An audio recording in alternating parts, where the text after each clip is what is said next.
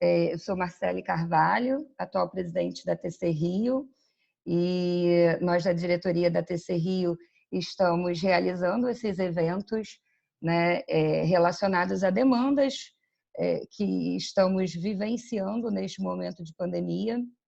E hoje temos duas convidadas que vão falar sobre a psicoterapia online com crianças, um tema de bastante relevância e necessidade nesse momento, né? A gente fica pensando bastante em relação às adaptações necessárias, né? Escuto muitas dúvidas sobre como é que se dá a estrutura das sessões de forma online, como manter a atenção das crianças, né, diante da tela num ambiente de casa, né, o tempo da sessão, enfim, como se dá aí o uso de materiais nesses atendimentos, a questão da privacidade, da participação dos pais, né, o próprio afastamento das crianças de alguns estímulos, né, que eram gatilho para alguns problemas anteriormente apresentados, enfim. Tenho ouvido aí uma série de questionamentos e de demandas em relação a esse tema. Então, hoje a gente tem o prazer, né, de estar com as professoras Renata Viana, ela é doutora pela UFRJ, coordenadora do curso de especialização em TCC infantil na PUC-Rio, e também com a professora Priscila Tenenbaum, diretora aqui também da TC, e mestre pela UERJ, e responsável pela disciplina de TCC da infância, também no curso de especialização em TCC infantil da PUC-Rio.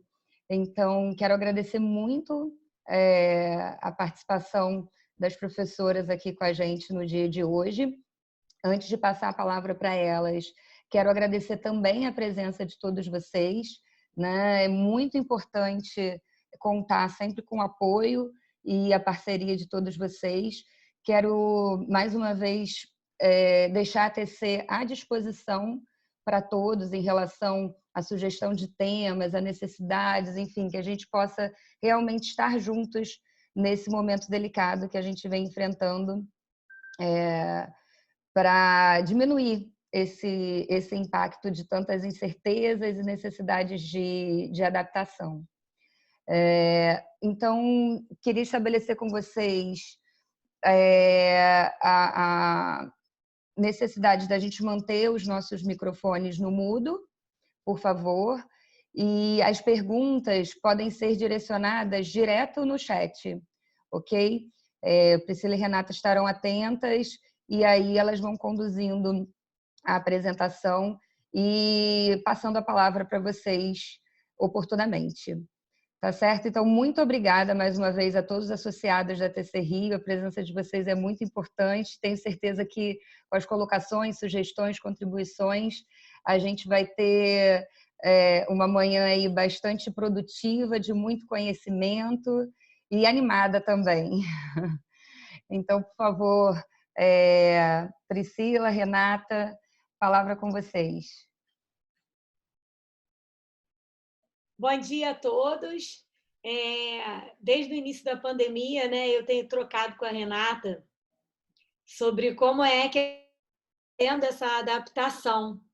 E nessas trocas eu fui aprendendo com ela, né, a gente foi trocando informações e eu sugeri, então, na reunião que a gente teve da ATC, das ações pandêmicas, que seria muito importante estar contribuindo com vocês também, porque eu imagino que a dificuldade que a gente teve em adaptar os recursos e até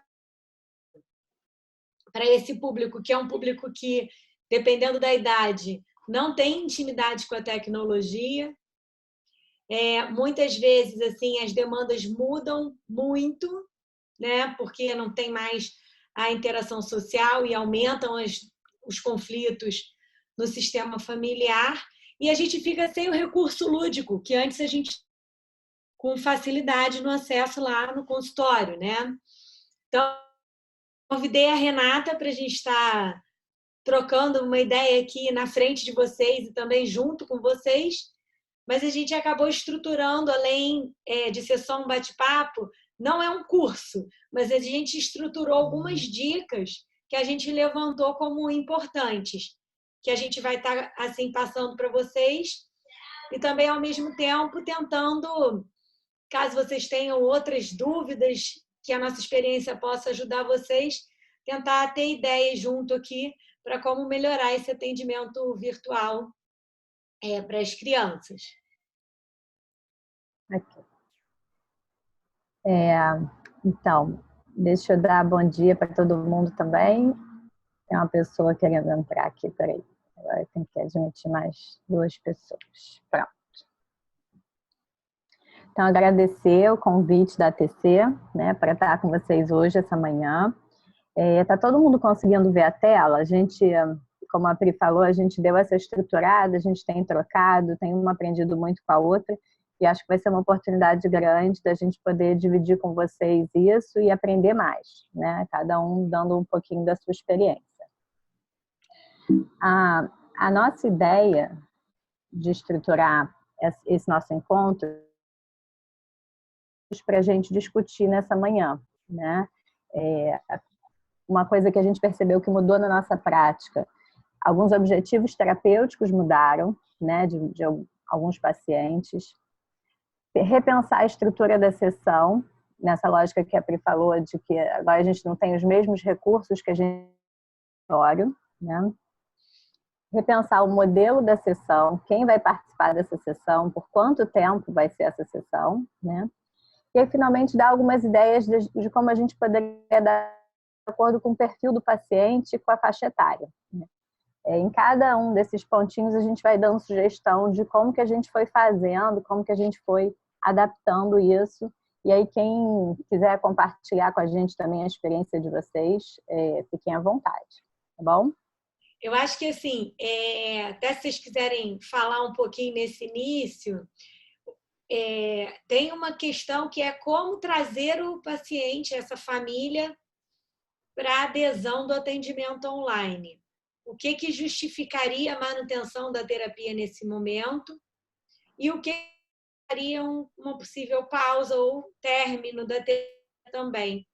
Não sei se vocês já a adesão dos familiares, né, e da criança no atendimento virtual, para aqueles que já atendem virtualmente.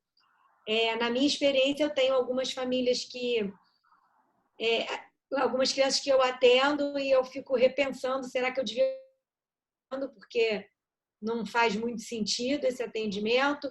Algumas famílias que eu queria colocar um enfoque maior na orientação de pais, mas da mesma forma que os pais estavam evitativos quando o atendimento era presencial, continuam evitativos no atendimento virtual e complica muito o processo, porque as demandas e as queixas familiares, na minha percepção, aumentaram, né, por conta do homeschooling, da interação mais intensa, enfim. E aí eu queria saber se vocês querem contribuir assim com esse início de alguma forma, trazer uma experiência de vocês, alguma coisa antes da gente dar seguimento às dicas. Então vamos seguir, Renata. Vamos. Eu só não estou conseguindo admitir aqui, a Lúcia deu uma travada. Vamos. Deixa eu ver se ela entrou.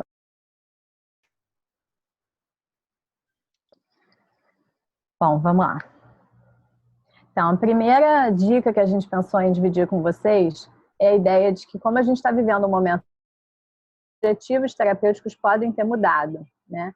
E a gente pode olhar para isso como uma oportunidade para melhorar pontos que não eram chaves na terapia, mas que podem ter se tornado chaves. Exemplo, melhorar a convivência familiar, a criança ter autonomia, participar mais das tarefas de casa, né? E até melhorar o clima, deixar a família mais unida, com mais tempo de compartilhamento, né? De demandas que a gente também observou nos nossos próprios pacientes, né? Um exemplo de um paciente meu que veio por uma questão de tique, de ansiedade, e tinha uma queixa secundária que era o... E aí, nesse momento que eles estão vivendo confinados 100% do tempo juntos, essa queixa da relação dos irmãos virou a queixa principal, né? Então, a gente passou a ter esse novo foco e deixou essa parte do tique mais para frente, porque os tiques diminuíram, né? Nesse contexto dele não estar nos ambientes que são mais ansiogênicos para ele e está com menos esse comportamento ter diminuído, né? Uma coisa importante para que vocês também, a gente tomar cuidado para não agir como se a terapia fosse o foco principal desse momento da família, né? Porque são famílias que estão tendo que manejar trabalho, cuidar dos filhos, cuidar da faxina. Então, se a gente começa a botar uma carga de tempo de investimento ali na terapia, né, muito alta, bota um dever de casa trabalhoso, ou bota as sessões que tem que ter a participação de muita gente, faz sessões mais longas. A gente vai por esse caminho, a gente vai por um caminho da terapia virar um estressor, e não alguma coisa que vai servir para ajudar, né? Então, vamos trabalhar a convivência familiar, a cooperação, a gente vai tentar fazer isso de uma maneira cuidadosa e dentro do espaço que a criança pode oferecer, né? Dentro do tempo que elas têm. Queria acrescentar, eu estava atendendo uma família, né, que a criança tem um comportamento opositor desafiador. E muitas vezes a gente tem como passo do processo o aumento de atividades prazerosas, mesmo no ambiente que não é virtual, né, no atendimento convencional. E muitas vezes a família não estava conseguindo encontrar uma forma de fazer isso. E o que me chamou a atenção nessa família, sem eles perceberem, que isso não foi uma coisa nem que eles fizeram, mas eu achei super interessante, com base mesmo na análise do comportamento, a gente percebe que um comportamento ele aumenta de frequência ou quando tem um reforçador positivo ou negativo, quer dizer, a retirada de algo que a criança não gosta. Então, como é que essa família fez para aumentar os momentos de lazer? Quem ganhava o jogo ficava livre de lavar a louça. Então, eles usaram a retirada da obrigação como um reforço negativo ali, para aumentar a frequência de jogar em família, porque os filhos não estavam aderindo muito ao jogo. E aí eles começaram a ter o prazer de jogar, também como reforçador, além desse reforço negativo. Acho que isso é uma ideia também, quando os pais trouxerem assim, a gente está tentando aumentar momentos de diversão em família, mas de repente o adolescente se recusa, ou a criança menor só quer ficar no videogame, e aquelas mesmas queixas que aconteciam antes, quando a gente estava atendendo a família lá fora, né, na vida real e não virtual, essas queixas já existiam, as famílias tinham dificuldade juntas. Mas agora isso se torna assim, uma urgência, né? Então, como fazer para engajar os membros nessa questão? Boa ideia, muito bom. E aí, o que eu fiz assim para começar a explorar essa questão das novas demandas, né? A primeira sessão que eu fiz online com as famílias foi uma sessão para identificar as preocupações que eles estavam tendo em cima desse momento da quarentena, né? E aí a gente fez uma brincadeira que foi uma sessão em família, que eles tinham que pegar um papel e dobrar, como se fosse um leque, que nem está aqui nessa foto aqui, né? Eles iam dobrando esse papel, e iam fazendo tirinhas. E aí, em cima dessas tirinhas, eles iam escrevendo. As crianças escreviam as preocupações delas, os pais, a preocupação deles. Se tivesse irmão, também podia participar. E a gente ia ler essas preocupações e ver quando que essas preocupações eram iguais e quando que elas eram diferentes, né? E depois a gente classificou entre preocupações que ajudam e preocupações que não ajudam para esse momento. Eu queria identificar com eles Tem uma pergunta aqui no chat, daqui a pouquinho a gente responde sobre a frequência dos atendimentos dos pais. Então, a ideia era com isso, assim, com essa estratégia de investigar as preocupações, ver que tipo de demanda estava presente naquele momento. E se aquelas demandas eram demandas compatíveis, então, se a pessoa está pensando como é que eu vou voltar para o meu trabalho, como é que vai ser alguma coisa que eles não têm controle nesse momento e que está angustiando, que está tirando o sono, né?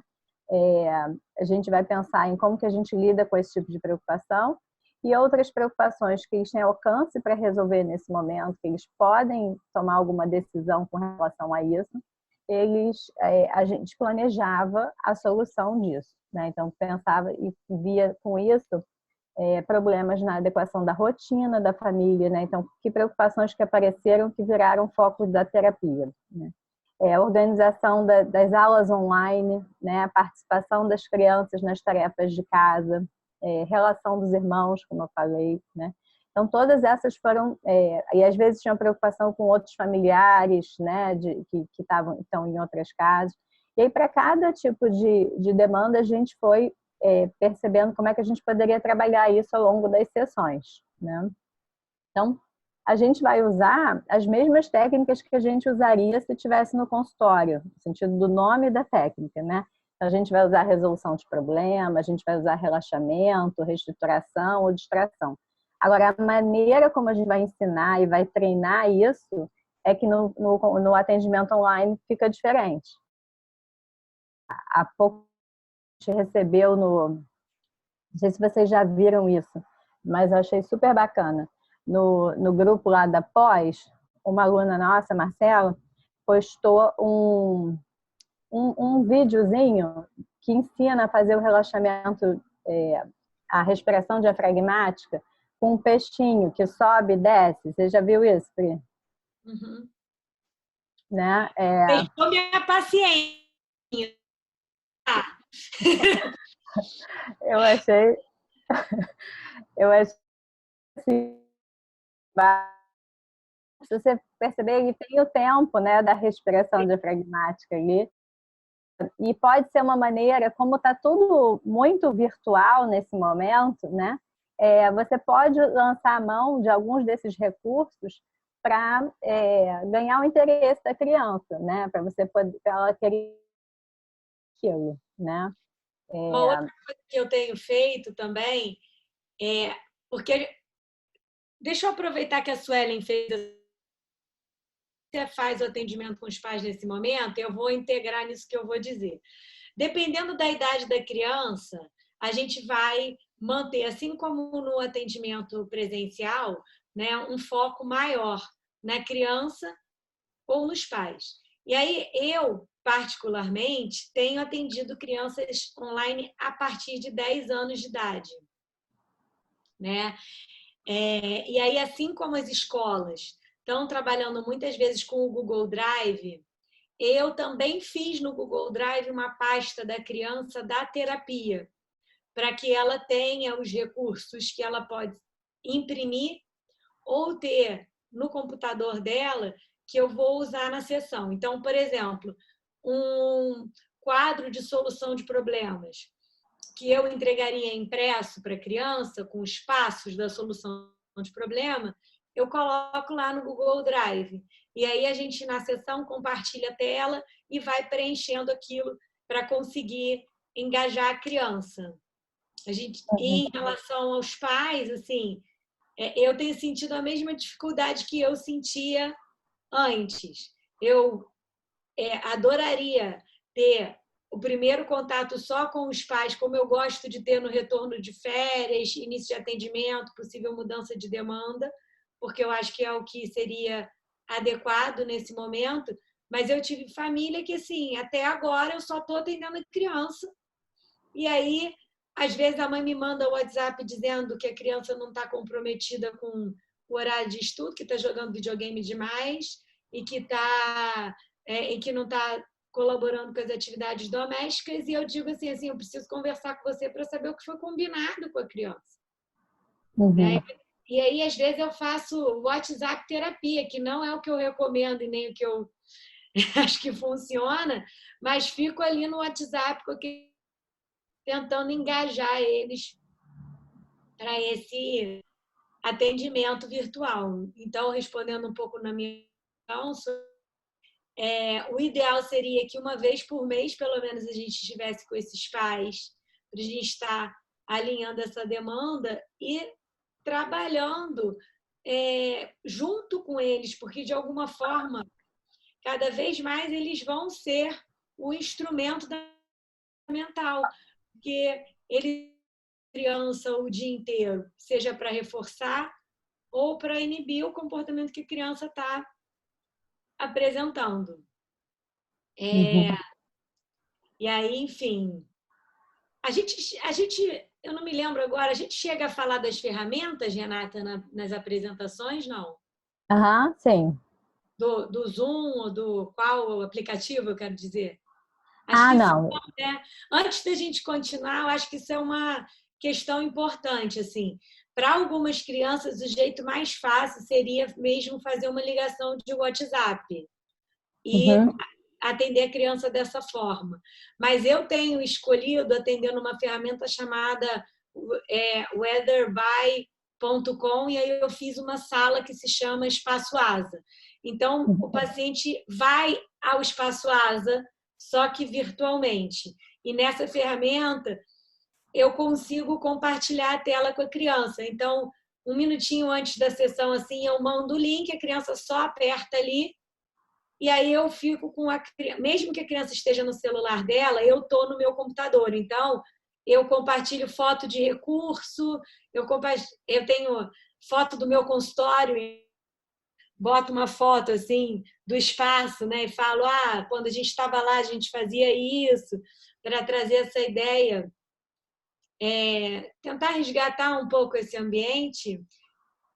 E também tem uma coisa que a gente não falou ainda aí, é que é importante a criança e a família de que, diferente do estágio anterior, que os recursos vinham só do meu consultório, eu tenho essa conversa com a família. Assim, agora, o consultório é a interação entre a minha casa e a sua casa. Então, eu peço para a criança filmar o quarto, me apresentar os recursos que ela tem, os jogos, para que a gente possa trabalhar com os recursos físicos e lúdicos que ela tem na casa dela, Uhum. ou que eu tenha na minha casa, né? Uhum. Isso. Respondendo lá a pergunta da Suelen, assim, o que eu tenho feito,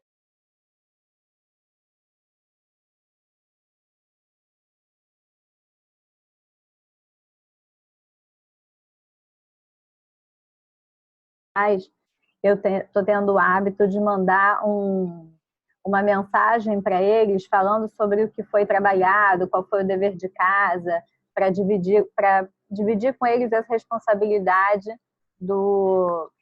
da terapia funcionar em casa, né? Deles conseguirem colocar em prática aquilo que a gente trabalhou na sessão, né?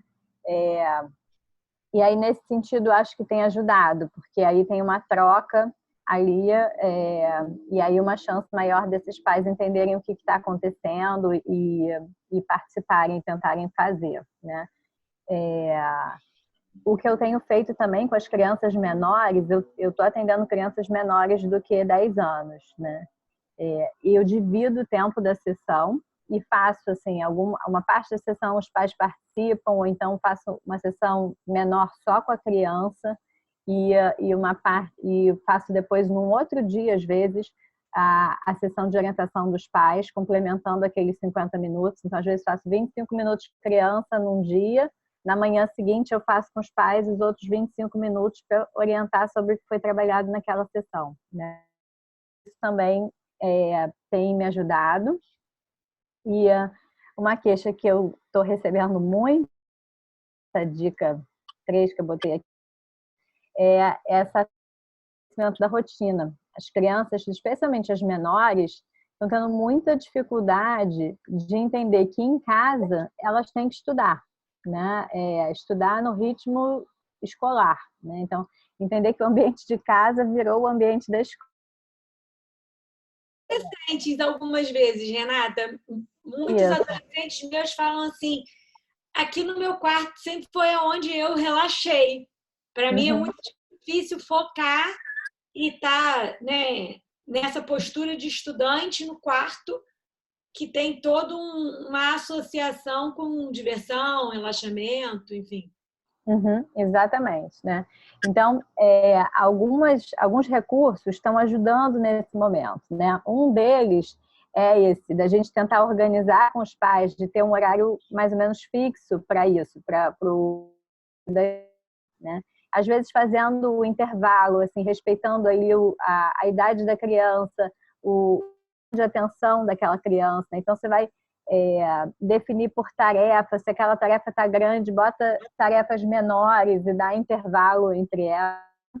E uma coisa que sexta-feira, algum dia da semana passada, eu estava trabalhando com um paciente meu, na verdade estava trabalhando com ele no modelo cognitivo, né? A explicação do modelo cognitivo. E aí, quando ele foi dar um exemplo pessoal de como é que tinha sido com ele, ele contou de um episódio que ele sentiu muita raiva, porque a mãe queria que ele fizesse o dever, né? E aí veio essa história, que ele estava em casa, que em casa não é lugar disso, né? E aí a gente conversou sobre isso, que a gente estava vivendo nesse momento diferente. Então, de fato, em casa tinha virado esse momento, talvez ele precisasse de alguma coisa que ajudasse ele a entrar na escola em casa. A gente bolou uma estratégia de criar um papelzinho que ele botasse na porta do quarto dele, que ficasse assim, hora da diversão, né? Que prendesse com barbante, alguma coisa assim, e hora da escola, né? Que ele separasse, assim, virasse, assim, na hora que é para estudar, vira essa placa, assim, como se fosse criando ali o mindset de estar na hora de estudar, né? E quando estivesse numa hora livre, que ele pudesse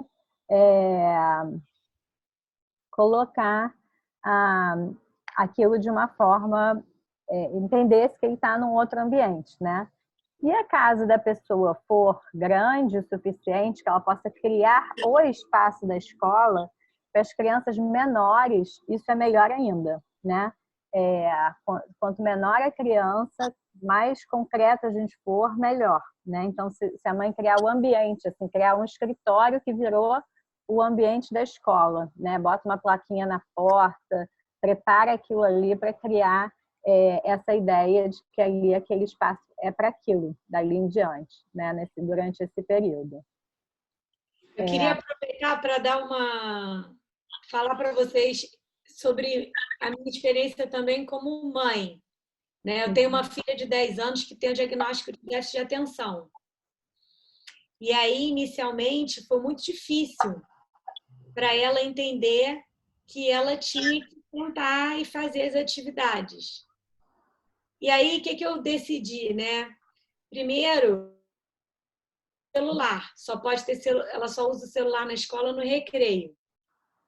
Então, eu fiquei com o celular dela nos momentos que não era o recreio e entregava o celular na hora do recreio.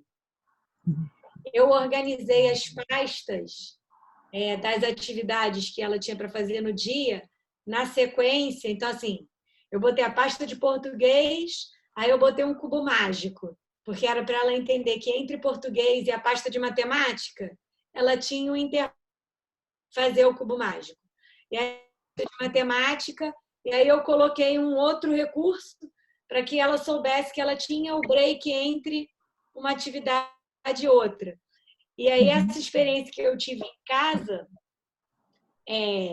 me ajudou também a orientar as famílias. Teve um dia que a minha filha estava tão resistente a entrar na escola que eu vesti o uniforme nela. E ela entrou na escola de uniforme. Eu escrevi isso lá no Instagram do Espaço Asa. Uma pessoa falou assim, mas é sério, não é exagero colocar? Sim, claro que não precisa colocar o uniforme na criança. Mas eu fiz de uma forma até meio lúdica, só para dar essa informação. Olha, vamos vestir roupa. Porque você precisa internalizar que está na escola, né? Então... Aqui em casa eu cheguei a brincar com isso, que eu ia botar o uniforme deles também.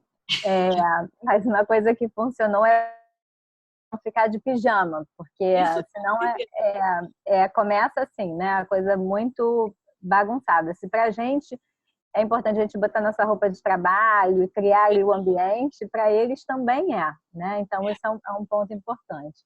E a gente tem o desafio também de adaptar essa orientação à orientação de cada escola, porque a gente está com escolas com modelos sincrônicos, né? Que é a criança tem que estar online naquele determinado horário com o professor, e isso ajuda na organização. A família não precisa estabelecer a rotina, porque a escola estabelece. Então, essas famílias têm se queixado menos da adesão, porque, de fato, a criança entra no ambiente escolar virtual ao vivo, né? Mas tem outras escolas que não estão ainda com esse momento sincrônico, que estão com atividades assíncronas, que fazem com que dependa muito mais da família o estado de rotina. Isso, E aí a gente entra podendo ajudar e dando essas dicas, né? Acho que uma das principais dificuldades é exatamente pensar nesse intervalo, o que é um intervalo razoável, o que vai dar certo nesse sentido, né? Assim, quanto tempo que elas têm para fazer, você não pega aquele bando de dever e fala, você levanta quando você terminar, você está livre. Para a criança é muito tempo, nem na escola eles têm isso, né? Eles têm aqueles 5 minutinhos entre uma aula, tem o tempo do recreio.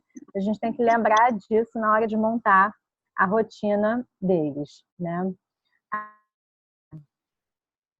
A Suzana comentou aqui que ela, dentre as preocupações que apareceram em pacientes dela, teve uma mãe que é médica, né, que está aí na linha de frente, que então para ela gera um estressor, e uma paciente que teve caso de Covid em casa, que teve que ter isolamento, né? Eu também tive uma situação dessa, que o pai é médico, pegou e teve que ficar isolado dentro de casa, né?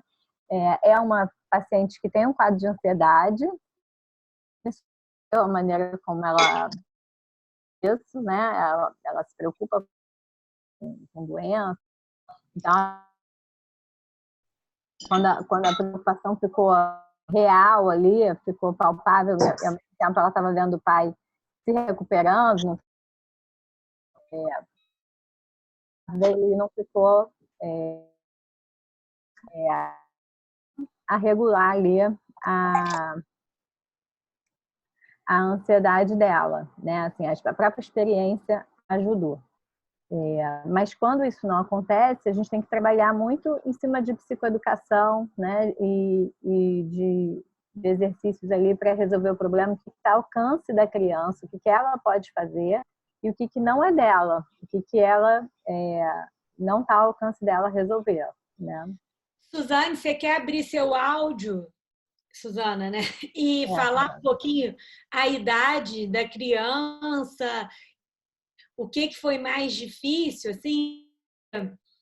Eu tenho a experiência também de uma criança de 5 anos, que o pai é fisioterapeuta respiratório, o TI também pegou o Covid, ele estava muito preocupado anteriormente com o Covid, achando que todo mundo ia morrer, achando que ele ia ser preso se ele fosse na rua, porque estava proibido ir na rua. Ele estava muito ansioso.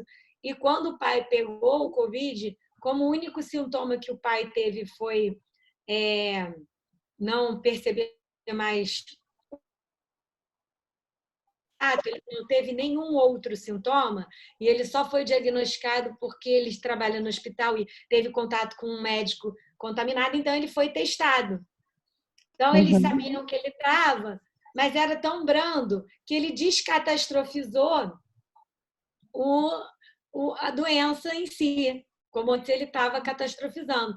Por outro lado, para uma criança agitada de 5 anos, aceitar que o pai está em casa usando máscara quando sai do quarto, ou não pode brincar com ele, abraçar e beijar, tem um impacto que não é o impacto do medo, que é o impacto do isolamento dentro do isolamento, né? Que esse dessa limitação. de abraçar alguém que está ali, né? Essa minha paciente, há anos, dela é para tique. Então, ela já tem um nível de ansiedade muito alto. Quando a mãe dela, a avó dela ficou hospitalizada, e a mãe, por ter ficado muito tempo no hospital com a avó, foi recomendado que ela ficasse isolada em casa. Então, não só a avó está no hospital, a mãe está isolada. E aí, o que eu percebi, né? As mensagens, ela passou a me mandar mensagem diariamente, a minha paciente, mostrando todos os desenhos que ela estava fazendo sobre as emoções. Foi um trabalho que a gente já fazia no consultório, e aí a gente resgatou esse trabalho. E ela começou a desenhar várias emoções, ela começou a ir nos emojis do celular, descobriu que tem emoji que a gente nunca usa e que expressa muita coisa. E aí ela começou a desenhar. Então, o que eu percebi, assim, nesse comportamento dela, no comportamento de outras duas adolescentes também que têm um nível de ansiedade alto, é que responder a mensagem delas, tá atenta ao celular e tá dando esse amparo, é um comportamento que eu percebi mais eficaz da terapia, que é diferente do atendimento presencial. E eu fiquei com um pouco de medo nesse comportamento reforçar uma fragilidade ou reforçar a ansiedade, mas eu percebi que nesse momento de crise é acolhimento. Ela me mandou mais mensagem, sempre que ela me manda, eu mando uma foto minha, ela manda foto dela. Eu senti que essa necessidade da comunicação abrandava a ansiedade. E o outro menininho, que tem 7 anos, que tem déficit de atenção e hiperatividade, nunca parou quieto no consultório, por conta da mãe estar doente e não, ele está na casa da avó agora, ele começou a querer fazer terapia. Ele começou certinho, sem ficar mexendo em todas as teclas, que só acho que é um outro ponto, quando as crianças ficam com o celular, elas querem mexer em tudo, desligam a câmera, fingem que não estão ouvindo, tem algumas que são assim. Mas ele, que tem TDAH, aí eu trabalhei com ele, assim, que habilidade que ele estava desenvolvendo nesse momento, que ele estava diante de uma preocupação real, né? Que ele estava preocupado com a mãe dele, e de fato ele está entendendo tudo que está acontecendo, que ele estava desenvolvendo uma habilidade importante, uma habilidade de resiliência, de solução de problema, de proteção à mãe dele agora poder mandar mensagem perguntando como é que ela está, e dela poder mandar foto dizendo que está tudo bem. Solução de problema, né? Então, o que eu percebi nessas semanas, aí vocês podem comentar dos atendimentos de vocês, é que habilidades a gente está aprendendo nessa crise. São habilidades para a vida inteira, né? Habilidades para o estudo de data, tenho falado muito isso. Que a gente está aprendendo a não ser tão passivo no estudo, a gente tem que fazer esse esforço de criar um ambiente de estudo, né? Que é uma coisa também que é interessante, do ponto de vista de acumular habilidades, assim. Mas é isso, assim, acabou que essa criança de 7 anos me surpreendeu. Outras eu achei muito difícil, que não estão ouvindo o celular, desligam a câmera, se mexem o tempo todo. Daí eu diminui o tempo de sessão também. Eu fiz isso. Eu fiz muito, até porque alguns pais também estavam com questões financeiras, né, decorrentes da crise e as demandas da criança. Eu senti que a sessão de 50 minutos ficava vazia, até alguns adolescentes que falam um pouco, eu dividi para 2 sessões, né, como se fosse quinzenal, mas não é quinzenal. Metade da sessão metade da semana seguinte. Obrigada por contar, Suzana. A Elizabeth.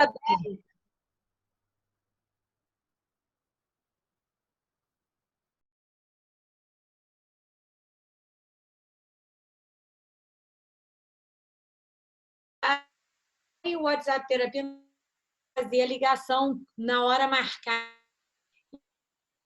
a criança formalmente por vídeo via o WhatsApp. O que eu quis dizer com a WhatsApp terapia em relação ao que a Suzana está falando. A Suzana terapia, porque ela acolheu o sofrimento da criança e aumentou a adesão à terapia e do vínculo. O que eu não recomendo é a gente substituir o encontro com os pais por dicas por WhatsApp que acabam sendo perdendo a característica de orientação. Eu acho que a gente, antes do atendimento ser virtual, a gente também já tinha esse desafio, né, de entender assim, os limites, o que é um conselho que a gente dá ali no WhatsApp, uma dica que a gente dá no WhatsApp, e o quanto que isso substitui ou não substitui a formalização de um encontro. E aí eu acho que, às vezes, os pais deixam de estar presencialmente ali, né, num encontro formal, porque se satisfazem com as dicas recebidas pelo WhatsApp. Aí a gente está reforçando um comportamento que a gente não quer reforçar. Esse é o cuidado que eu coloco aqui.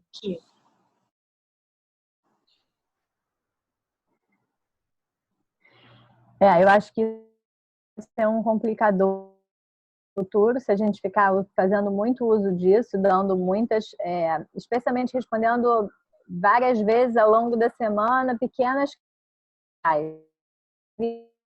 essa coisa salpicada e não formaliza o momento da orientação, né? Sim. Mas às vezes você passar aquilo que eu comentei antes, assim, às vezes você passar o que você trabalhou e o que você quer que ele monitore ao longo da semana, né? Tirar uma dúvida assim mais pontual. Eu acho que isso pode ser uma ajuda, né? Então, vamos retomar aqui.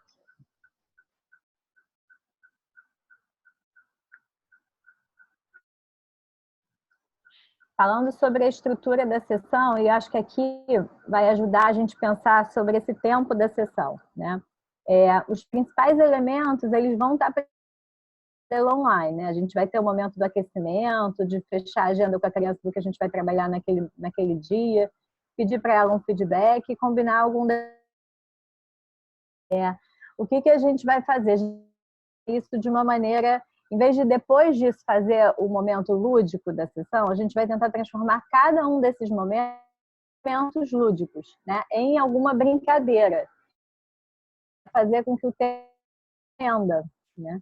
Então, por exemplo, uma das coisas que eu fiz nas primeiras sessões dos meus pacientes foi elaborar com eles um baralho das emoções de papel, né?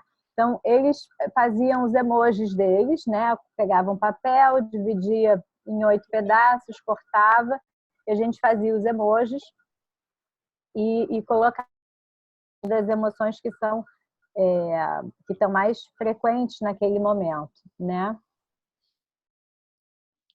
Eu não sei, esse é o máximo que eu consigo fazer.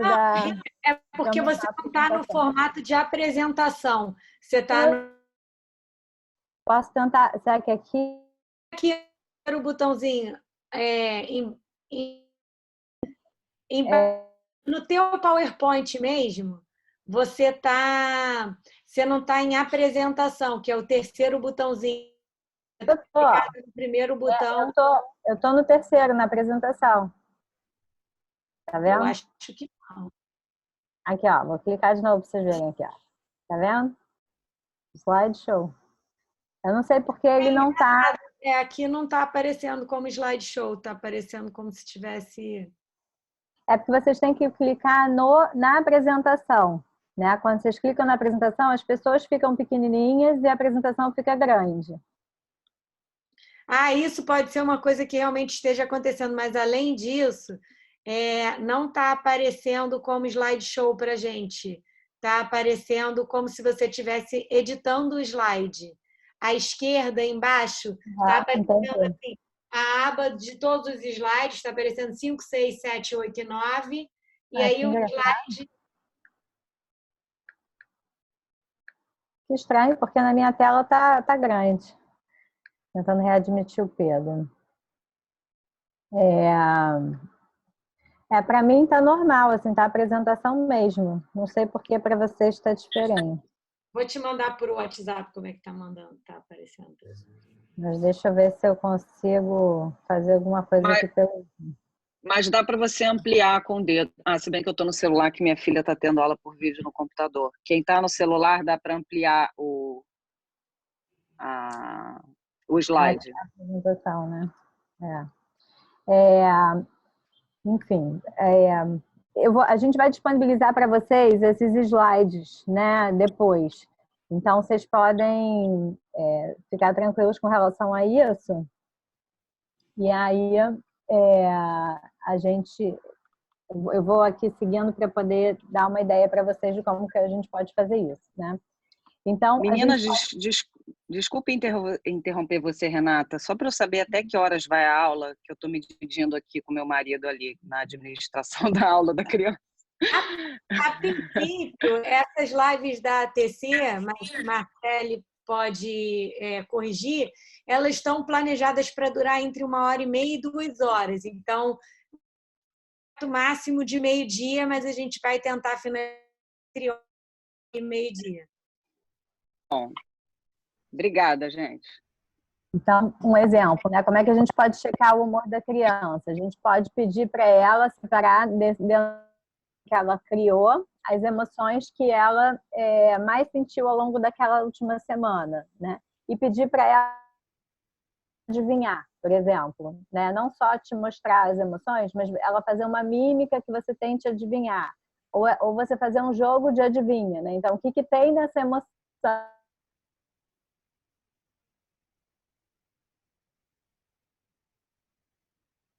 Quando acontece alguma coisa ruim comigo, quando eu perco alguma coisa, né? Que a gente pode falar ali sobre os temas das emoções ou o que acontece no nosso corpo quando a gente sente aquela emoção.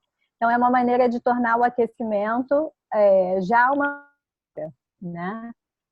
Durante a sessão, de acordo com as emoções que foram mais frequentes, e dentro do objetivo que a gente já combinou que vai ser o objetivo terapêutico, como é que a gente pode estabelecer uma agenda ali? Que brincadeiras, né? Eu preciso trabalhar mais com alguma coisa de psicoeducar para o modelo de problema. Então, é reestruturação cognitiva. Então, dependendo do que eu vou pensar numa brincadeira, parâmetro para vocês é pensar em brincadeiras de criança tradicionais que a gente pode usar com o contexto da terapia, né? Então, exemplo, brincar de stop. Sabe aquela brincadeira que você bota lá nome, fruta, animal, cor? Você faz um stop de RDPD. Então, a situação, o pensamento, a emoção, o comportamento e a consequência. Aí vocês podem estabelecer qual foi e brincar com ela de tentar adivinhar qual foi o pensamento dela, qual foi a emoção que ela, qual foi o comportamento e que tipo de consequência pode ter acontecido. Aí você tem lá a pontuação dos 10 pontos. Se você errar, mas é alguma coisa que tenha a ver, foi alguma outra emoção, algum outro pensamento que ela também teve, né? Não foi o que ela elegeu, você ganha 5 pontos. Então, você vai brincando com ela em cima disso. Fala, mas aí, Renata, não tem aquela coisa da letra do alfabeto, né? Não, você usa como se fosse a letra do alfabeto, né? Então, se você estiver trabalhando a explicação do modelo, você pode usar isso com um paciente meu, né? A gente ainda está numa fase inicial da terapia, então eu peguei um quadrinho da Mônica e do Cebolinha, né? E aí a gente escolheu um personagem para ser o personagem que a gente ia fazer o stop dele, né? Então, qual é a situação ativadora, o que ele pode estar pensando, o que ele sentiu, o que ele fez, né? E a gente foi treinando esse conceito em cima da imagem da revistinha. Você pode tirar foto, compartilhar na tela no Zoom, né? Eu tenho feito muitos meus atendimentos pelo Zoom. Alguns adolescentes no WhatsApp, mas das crianças e dos adolescentes, os pais baixaram, e aí, para se você tiver que compartilhar alguma tela, quiser mostrar alguma coisa para a criança, ou ela mostrar para você, é uma alternativa. Uma outra coisa é você ter um documento compartilhado com ela, você ficar escrevendo alguma coisa junto com ele. Isso também é um recurso válido para você poder, se você estiver trabalhando em ação cognitiva, por exemplo, né? Pode ser uma maneira de você fazer isso, especialmente com os adolescentes. O feedback da sessão, até isso já está em outros slides, né? Esse daqui é o slide que eu falo dessas dicas, né? Então, fazer esse baralho das emoções caseiro, né? Brincar de identificar as emoções com essas mímicas, com jogos de adivinha. Crianças que são muito agitadas no aquecimento, eu faço sempre uma coisa física. E eu treino, a primeira coisa que eu peço para eles é assim, escolhe o lugar que vai ficar o telefone. Eu quero ver você, aí eu digo, se eu quero ver de corpo inteiro, se eu quero ver só até a barriga, com ele, para ele pensar o ângulo que o telefone precisa ficar e o quanto que a gente vai precisar trabalhar, o que vai precisar naquela sessão, né? Aí depois disso eu faço essa brincadeira, tipo o seu mestre mandou, uma brincadeira de eu faço um movimento e ele tem que imitar o meu movimento, depois ele faz o movimento e eu tenho que imitar o movimento dele, né? Vai trazendo ele para essa troca, para uma brincadeira compartilhada. Faz ele prestar atenção em você e você tá ali conectado com ele. Então, isso às vezes ajuda a trazer para a sessão. Então, faço umas 3 rodadas de uma brincadeira tipo essa, ou um desafio de quem aguenta num pé só, se tiver fácil, aí tem que ficar na ponta do pé, tem que começar a pular, né? Alguma brincadeira assim que a gente possa fazer com que eles experimentem tá com a gente, gastando aquela energia de alguma forma, né?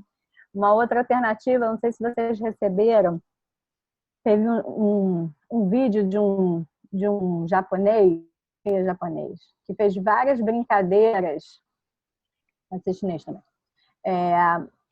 fez vários desafios durante a quarentena. Não sei se vocês receberam esse vídeo, que eram tipo umas gincanas, assim, né? Tinha o bichinho de pegar no pote, desviar de obstáculos, enfim. Então, pegando um pouco esse referencial, bota um bichinho de pelúcia no chão, pula de um lado para o outro, né? Do bichinho.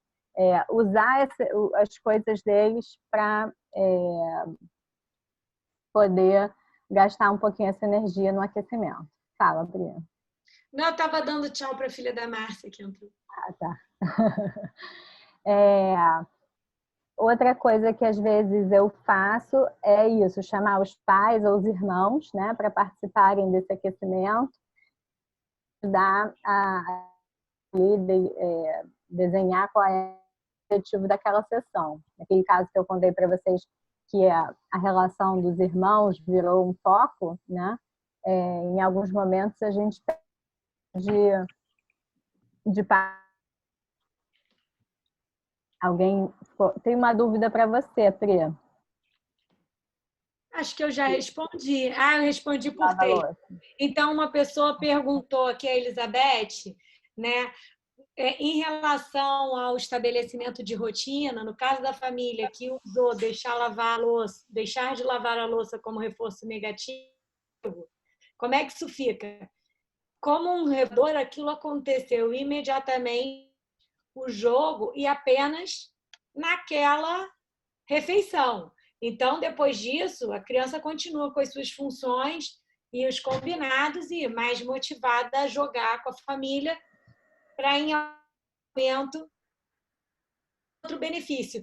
A família também não fazia só a exclusão de uma atividade que a criança não queria, não. Também tinha assim, a possibilidade de ser quem ia escolher o restaurante ia se pedir o jantar do domingo, por exemplo. Tá? Então, tinham reforçadores positivos e negativos. Achei que foi uma forma legal assim, de aderir as atividades familiares. Uhum. Eu acho, gente, assim, essa deixa que agora eu peguei para falar, né? A minha consulta presencial, pelo meu estilo, já é menos estruturada do que a da Renata.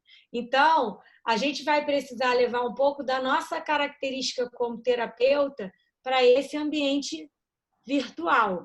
Então, eu, por exemplo, muitas vezes no consultório, divido entre atividades que eu escolho e a criança escolhe. Eu baixei aqui no meu celular, eu baixei um dado virtual, não sei se vocês vão conseguir ver aqui. Peraí. Eu baixei um dado virtual.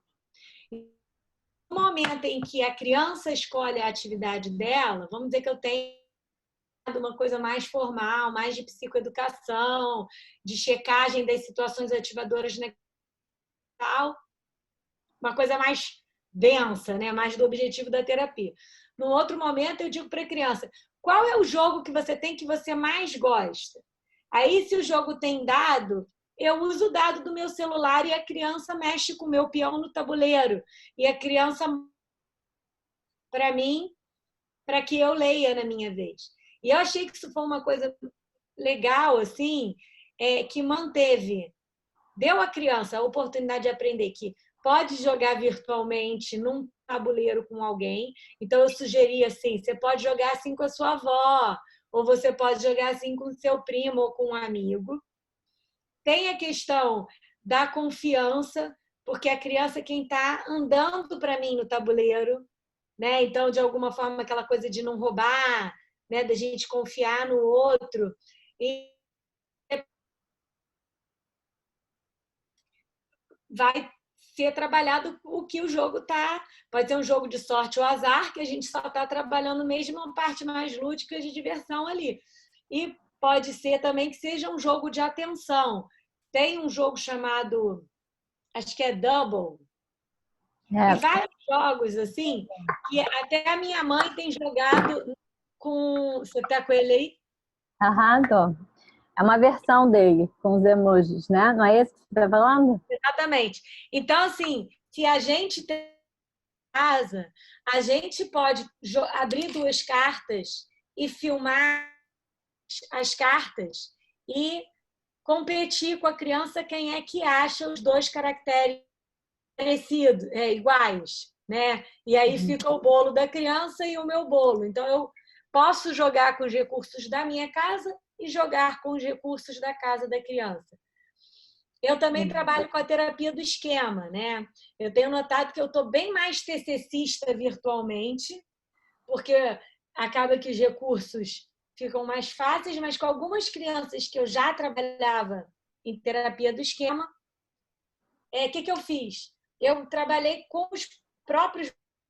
Uma paciente minha, ela tinha uma coleção de,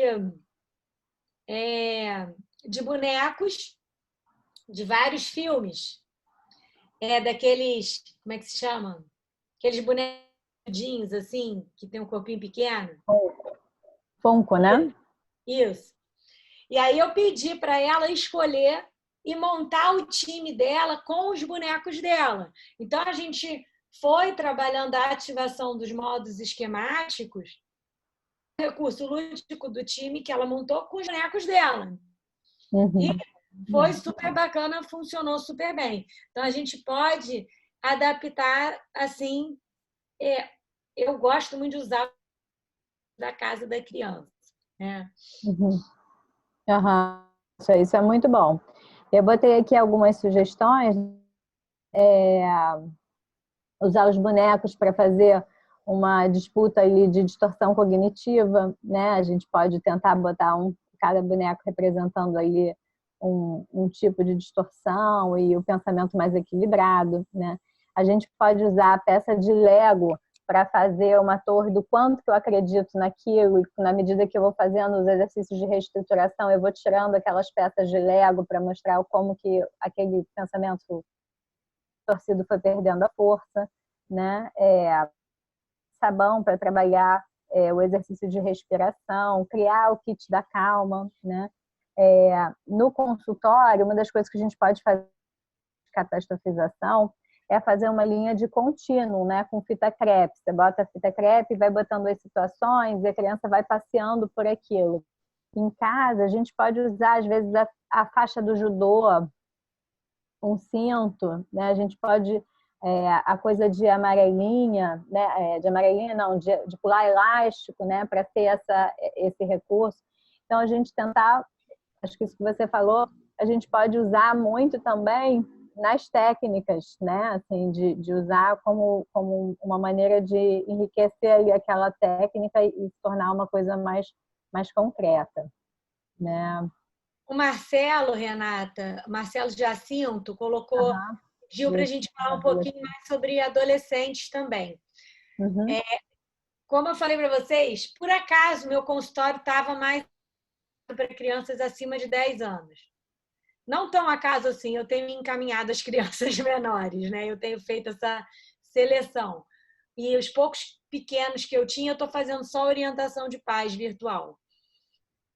Em relação aos adolescentes, eu percebi assim, que na primeira semana, que não tinha... Primeiro assim, alguns adolescentes não voltaram para a terapia por falta de privacidade. Seja porque eles não têm um quarto só para eles, ou porque as queixas falavam de um sofrimento na relação com os pais, sentem tão à vontade assim de falar ali. Isso aí é uma questão que a gente tem que cuidar, talvez, caso manter algum contato por escrito, fazer algum tipo de adaptação.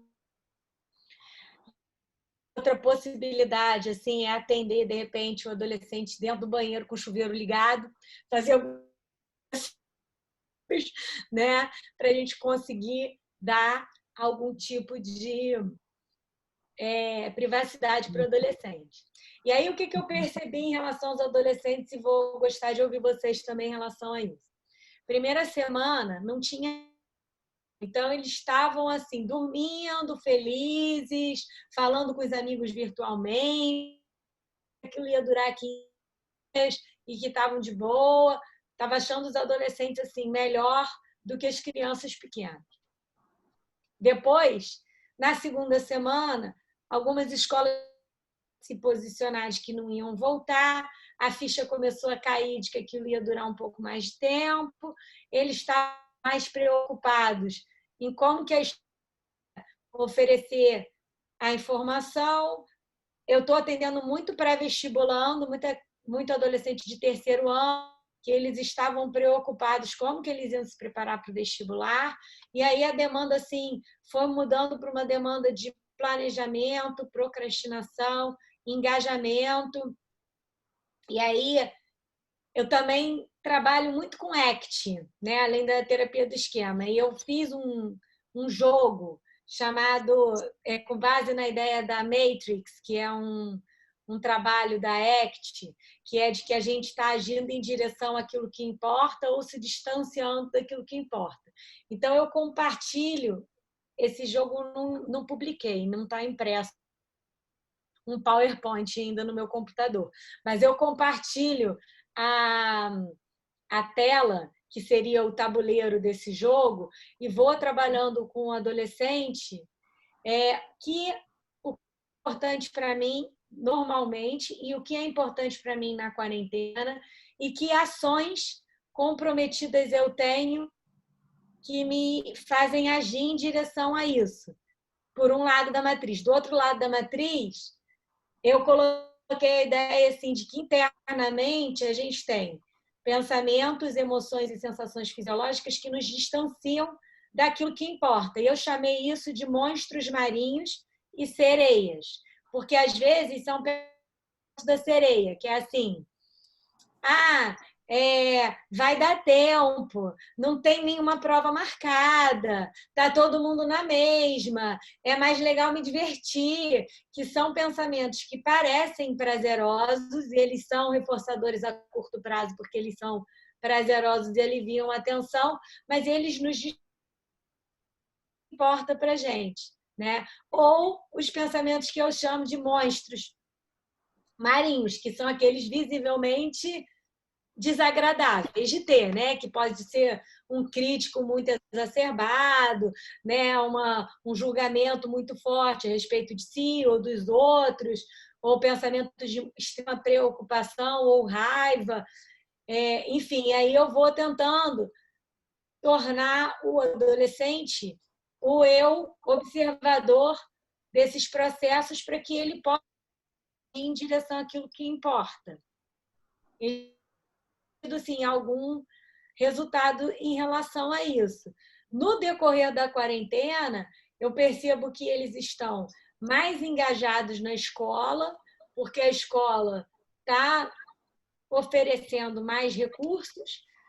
Ao mesmo tempo, algumas escolas ainda sem horário determinado, então eles estão negociando com os seus pais, muitas vezes, a inversão do turno. Eu tenho pacientes adolescentes que estão acordando meio-dia, mas que estão cumprindo as tarefas escolares, então negociaram com os pais que eu rendo mais de madrugada e é isso. E aí há alguma negociação em termos de produtividade e funciona.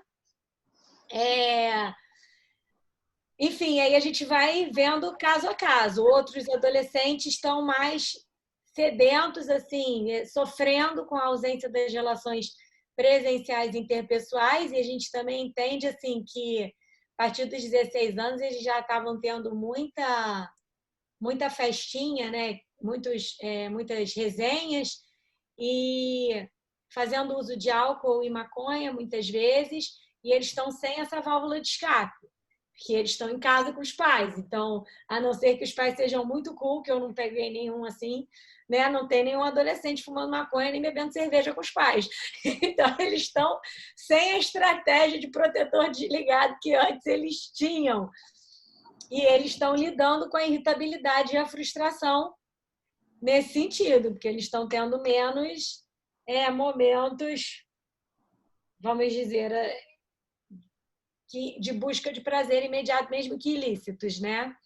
Então, eles estão com alguma dificuldade da busca de prazer também, até sexual, não no sentido de sexo necessariamente, mas assim, de flerte, porque eles estão à flor da pele nessa coisa do flerte, de querer encontrar as pessoas e tal, e não estão podendo fazer isso. Então,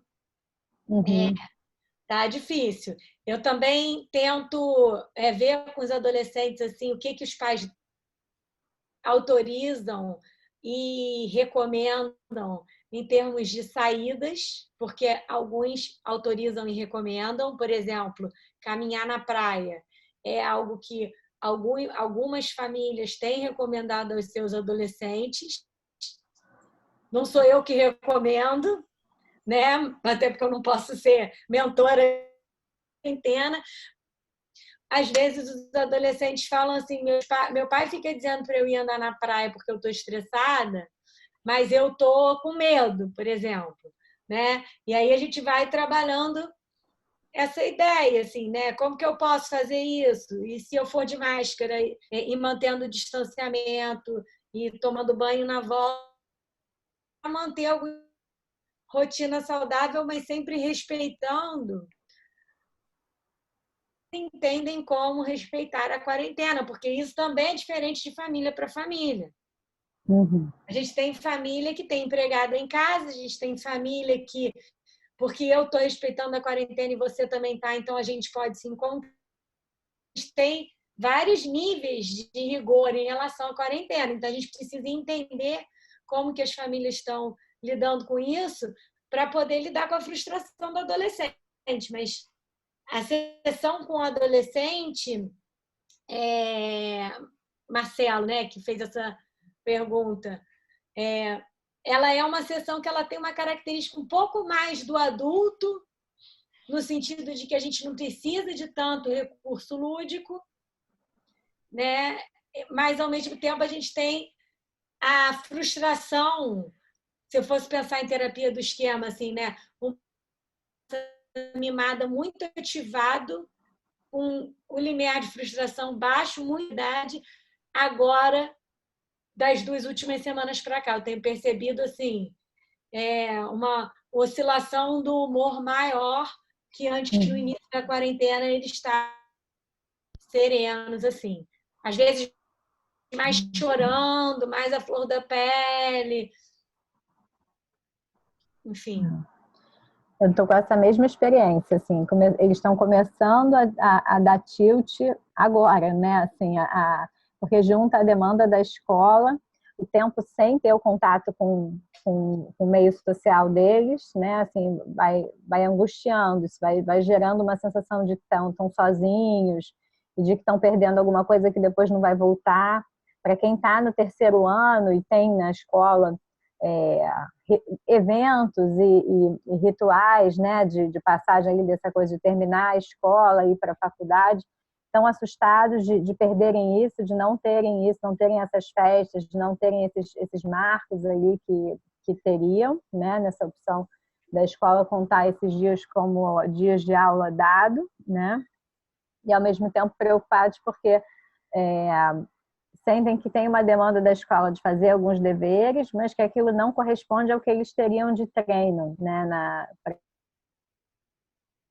Então, vejo preocupação, vejo eles angustiados também com a coisa do social, e às vezes com a sensação de que agora está aparecendo isso, né? De um tempo perdido, assim, né? Que eles não vão...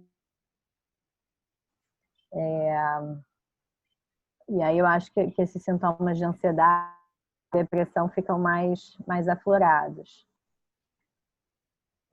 Em termos de modelo de sessão, acho que usar o compartilhamento de tela, usar recurso, né, terapêutico no computador ajuda. Às vezes, tem uma paciente minha, ela contou que estava usando um aplicativo chamado Habits, né, que é de criação de hábito Legal. E de você poder monitorar o que você estabeleceu que você vai fazer naquele momento, naquele dia, e aí você vai dando um tiquezinho para cada atividade que você está conseguindo fazer, e aquilo vai te reforçando, né? Você vai ganhando, aquela bolinha vai aumentando de tamanho. E aí tem sido uma coisa compartilhada no grupo de amigas delas, né? Elas criaram cada um o seu e aí compartilham como é que estão naquele dia, o que está funcionando, o que não está. Então, isso acaba sendo uma estratégia. Essa mesma paciente marcou, às vezes, alguns encontros virtuais com os amigos, né? E, às vezes, bota música e vamos dançar juntos, né? Gastar. Uma coisa que o adolescente precisa é o exercício físico, né? Sim. Ele é uma das coisas importantes ali para a saúde mental do adolescente.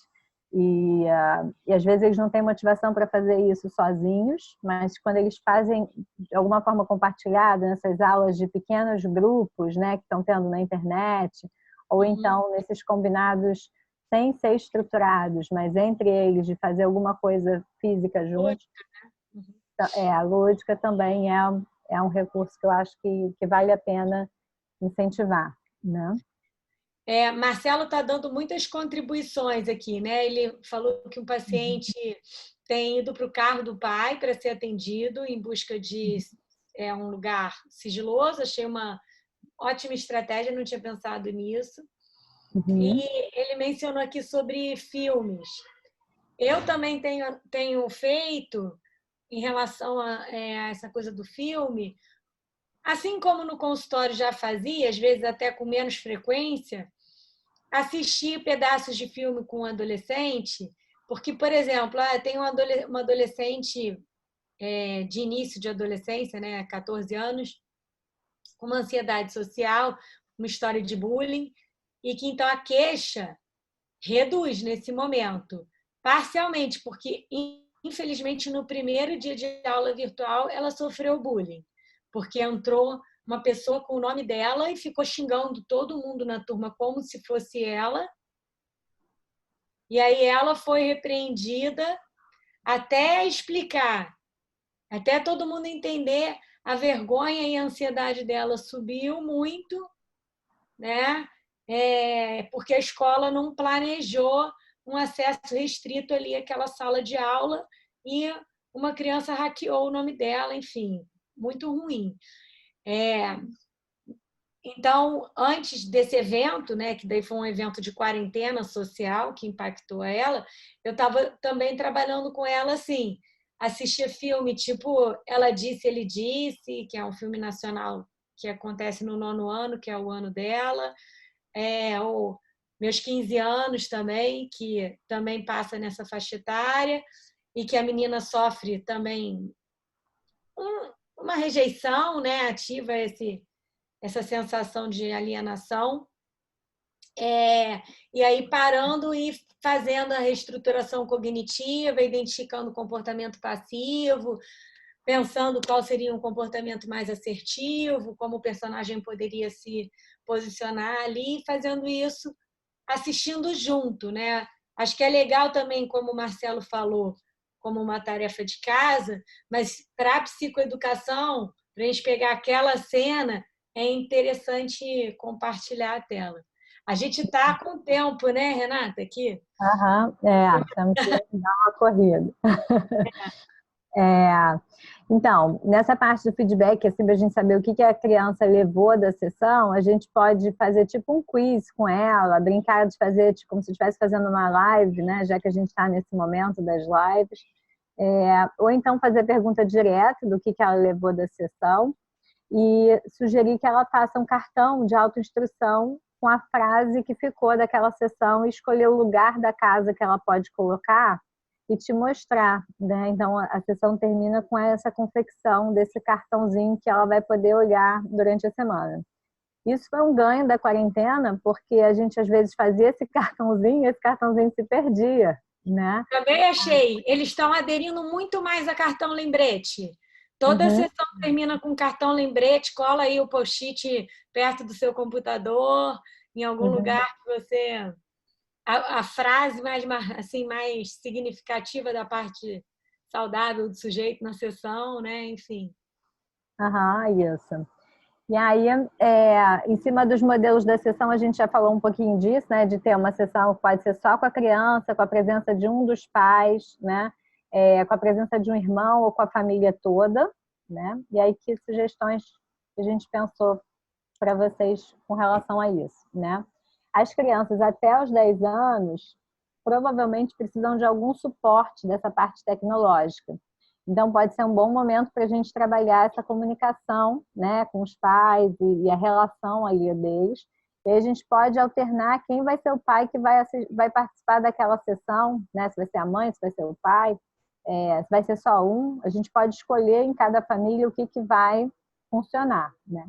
Para aqueles que são mais velhos ou que não precisam desse suporte, essa participação pode ser em menor escala, mas ela pode acontecer ainda. Às vezes você chama no início para participar ali do aquecimento, para você saber quais são as queixas que estão mais presentes naquela semana, né?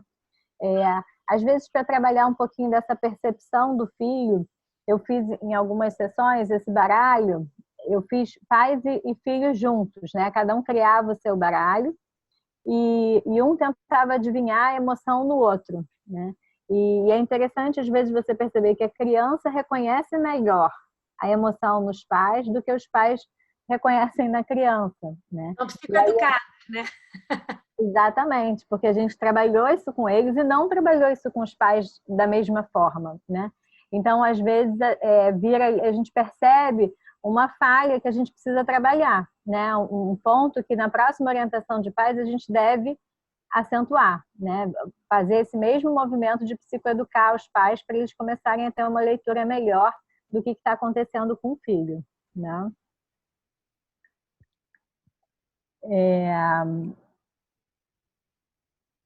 O que eu vejo, assim, falando mais especificamente dos adolescentes, né? Apesar da gente não precisar da presença dos pais na sessão, pode ser um bom momento para trabalhar essa comunicação, né? O referencial ali da comunicação não violenta, da gente fazer uma escuta empática, é um bom exercício. A gente ensinar para esses pais e para esses filhos, né? O sempre, você faz isso sempre, você nunca ajuda.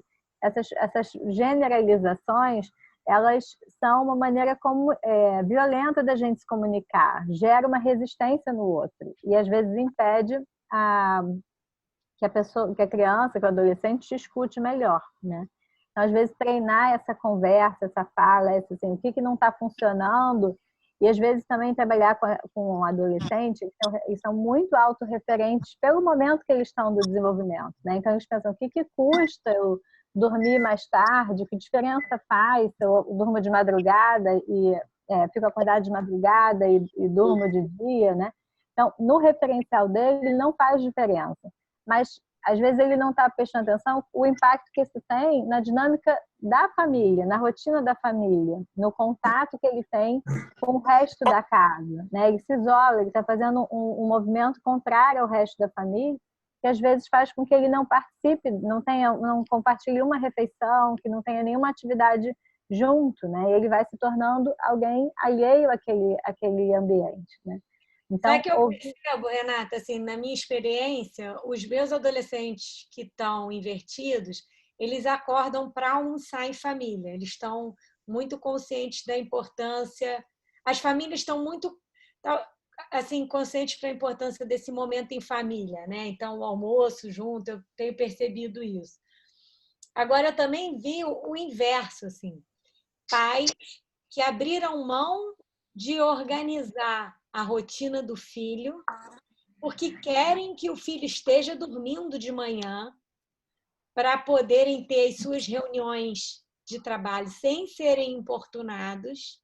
E aí deixam a criança dormir meia-noite, não acorda a criança de manhã, a criança acorda para almoçar meio-dia, porque assim o pai tem a manhã livre, né? E muitas vezes isso vem gerando, pelo que eu vejo assim dos meus pacientes, impacto na relação do casal parental, porque um acha que deve ser de um jeito, o outro acha que deve ser do outro, um acha que tem que ter um olhar para a escola de um determinado jeito, o outro do outro, enfim.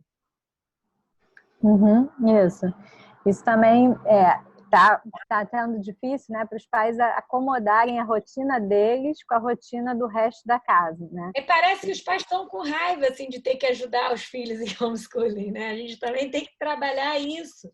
A aceitação dos pais.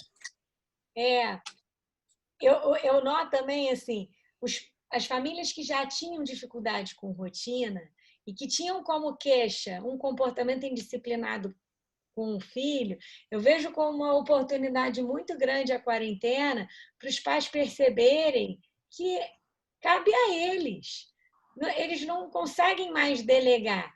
Antes a rotina tinha alguma estrutura, mas não era da autoridade dos pais, era uma estrutura imposta pelos ambientes externos. Então, se a criança acordava, ela acordava para ir para o basquete. Ela não acordava porque ela precisava acordar. Os pais achavam importante ver a luz do dia, ou o que quer que seja.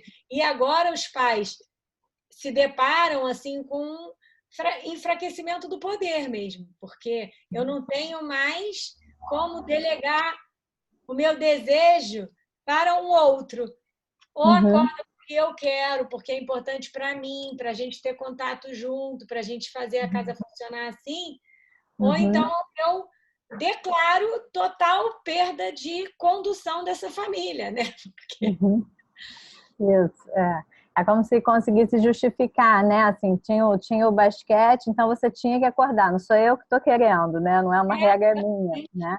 E agora a gente, né, como pai e mãe, às vezes estamos nos deparando com a ideia assim, os valores são nossos, né? Que a gente quer passar para os filhos e como a nossa autoridade, né? Assim.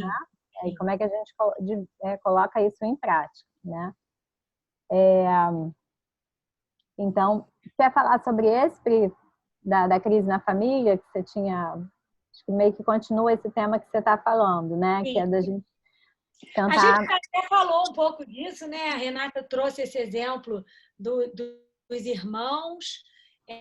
Muitas vezes a gente vê um impacto maior no estresse familiar e nas brigas, né? E a gente também identifica como necessidade de orientação de pais, porque os pais têm pouco recurso de autoridade que não seja coercitivo.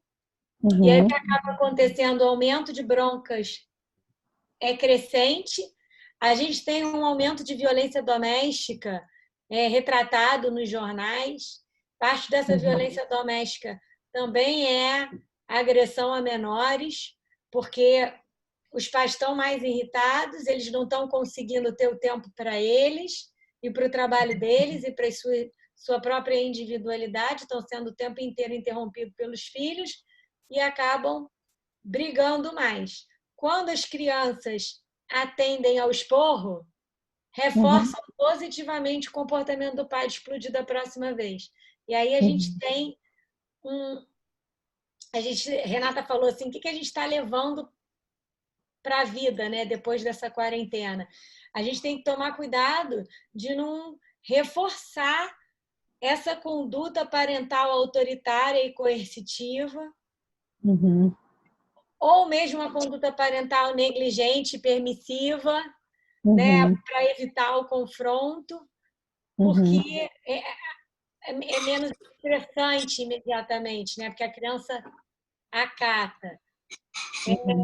Eu sugeri ali no chat, eu estou estudando um pouco sobre comunicação não violenta, apesar de não ser um tema assim, um autor de terapia cognitivo-comportamental, eu recomendo muito para todo mundo, mas principalmente assim, para nós, terapeutas da infância, quem está fazendo orientação de pais, a gente fala do reconhecimento da necessidade, da verbalização da necessidade, da emoção e da forma da gente estar fazendo o pedido de mudança.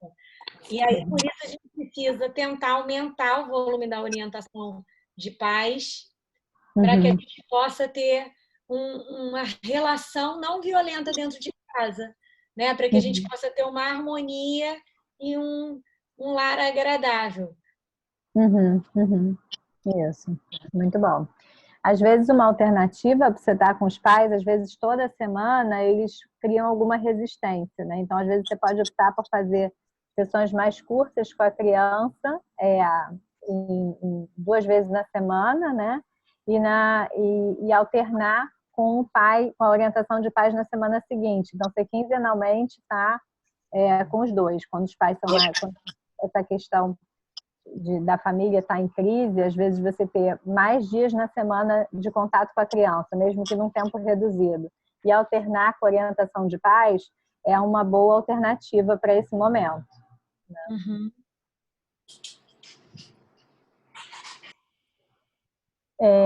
Ainda em cima desse tema da orientação de pais, esse é o exemplo de um dos aplicativos que pode ser usado, né? Tem vários aplicativos, eu pesquisei sobre isso, vários aplicativos que falam sobre criação de hábito. E muitas vezes, a minha experiência no consultório, quando você entrega uma coisa por escrito, né, que você pede para eles colarem na porta da geladeira para fazer com a criança, assim, tem pais que aderem, fazem, ok, mas muitos aquilo se perde, a criança lembra, os pais se lembram segundos antes de ir para a terapia, ai meu Deus, vamos preencher isso daqui rapidinho, e aquela informação se perde.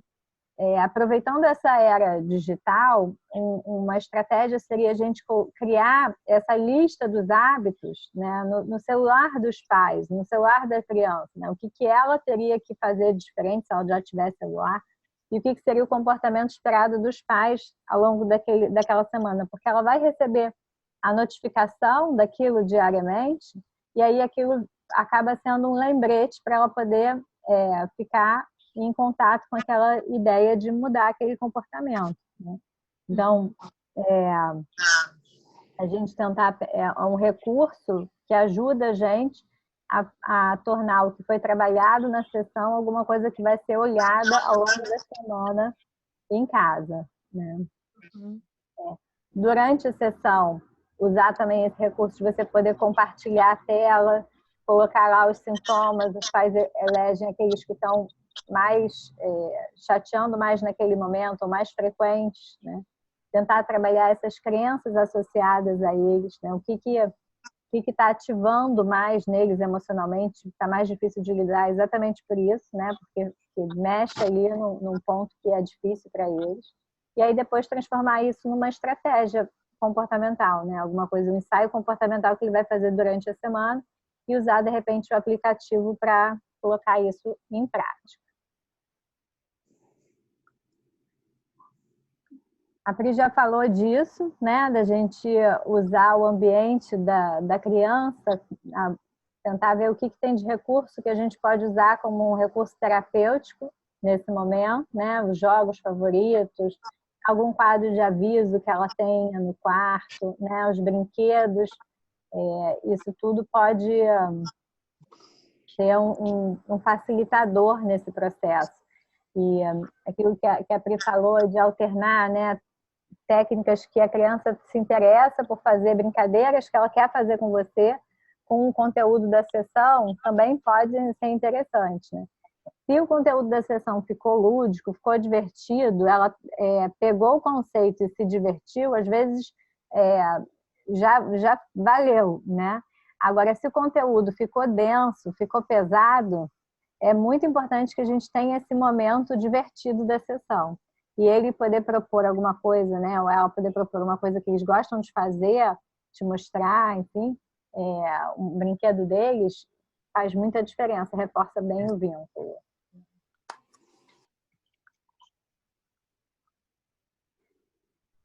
Falando sobre, reforçando ali aquela ideia do tempo da sessão, né? Dividir esse tempo da sessão, às vezes crianças pequenininhas, tem o caso que eu supervisiono de crianças de 3 aninhos, né?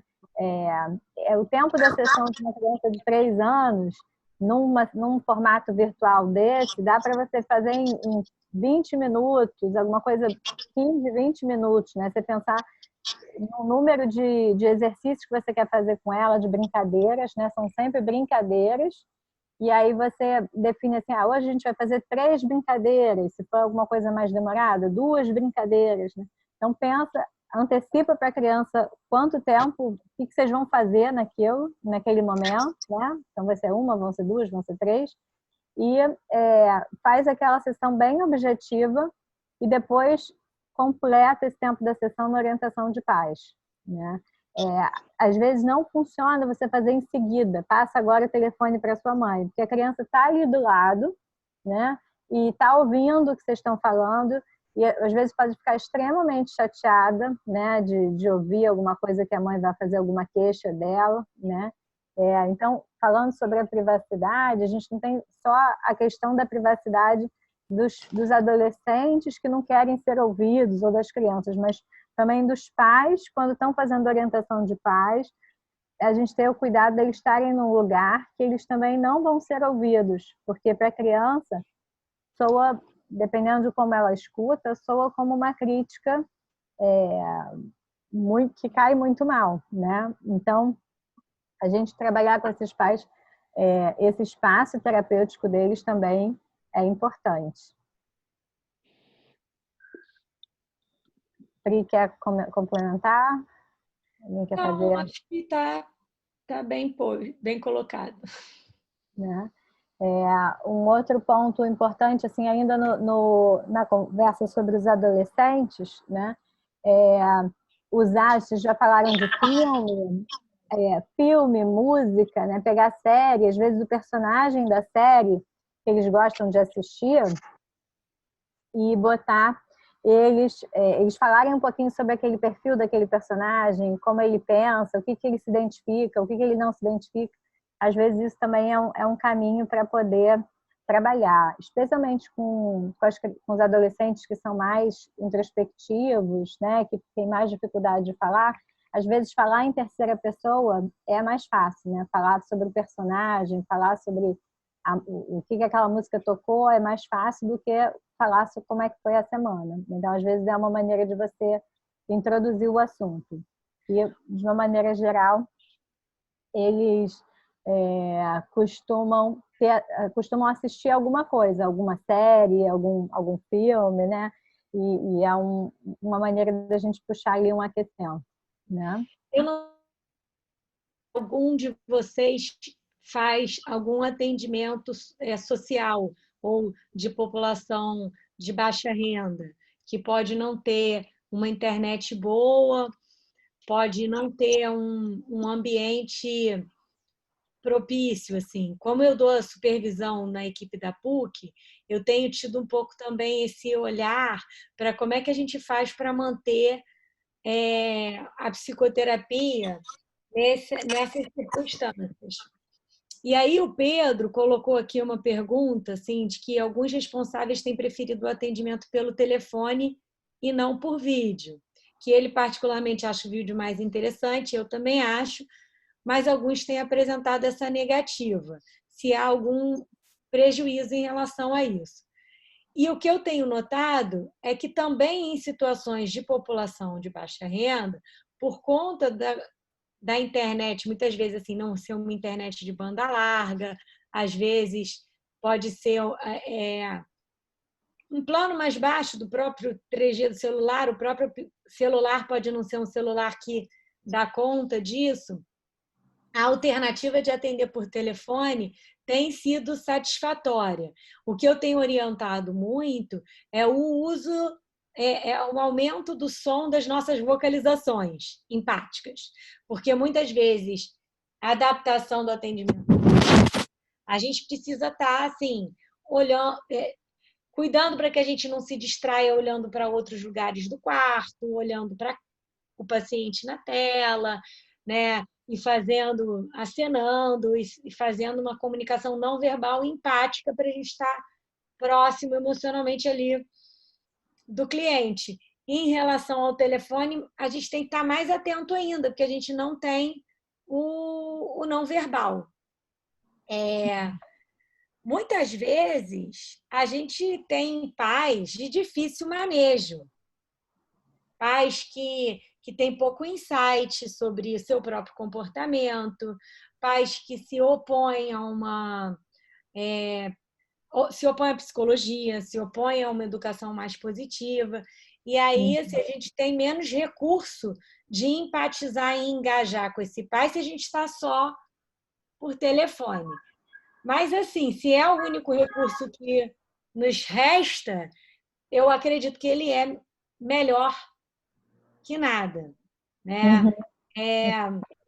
Uma outra coisa assim, em relação à orientação de pais, que eu acho que ajuda bastante, que só para complementar isso, é a gente também fazer um PowerPoint assim, das queixas iniciais da terapia.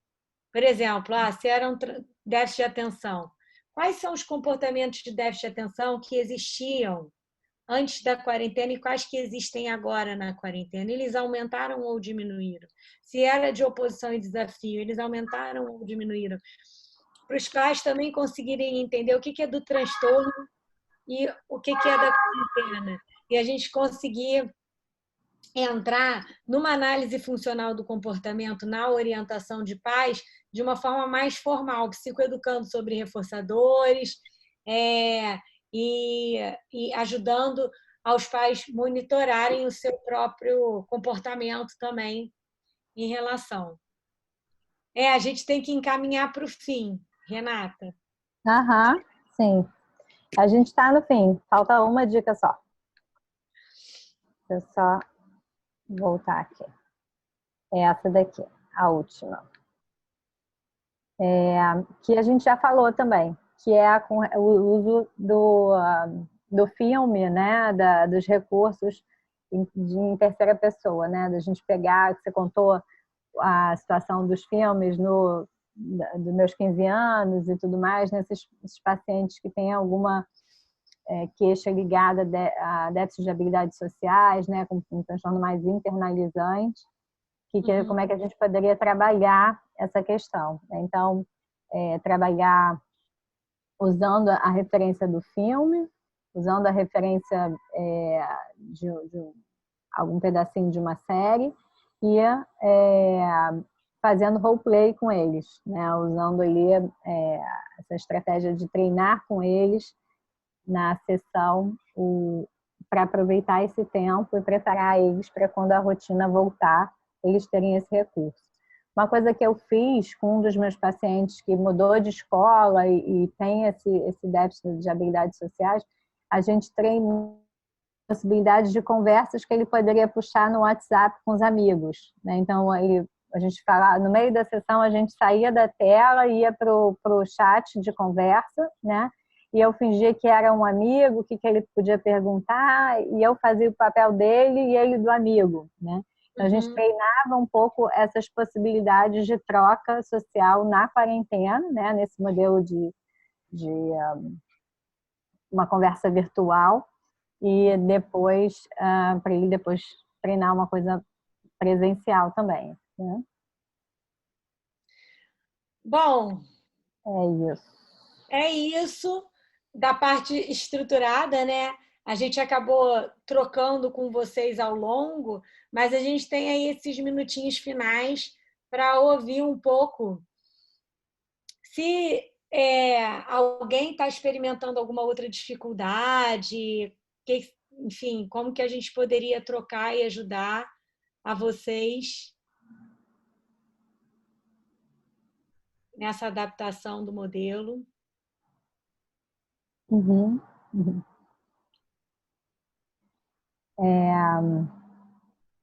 Alguém quer compartilhar alguma ideia? Obrigada aqui pelos elogios.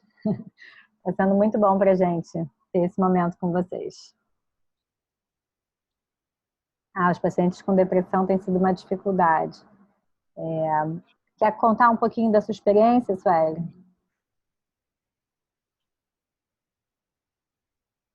Cadê? Suelen, ativa seu microfone e fala da sua experiência. Sabe ativar? Isso.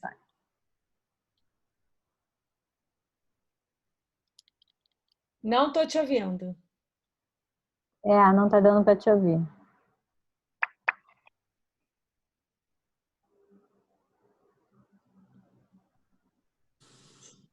Suelen, está desativado seu microfone. Agora foi. Talvez seja um problema no teu fone de ouvido, teu microfone. Não sei se você quer tentar fazer sem isso, porque a gente não está te ouvindo. Isso. Não está dando para ouvir. Que pena.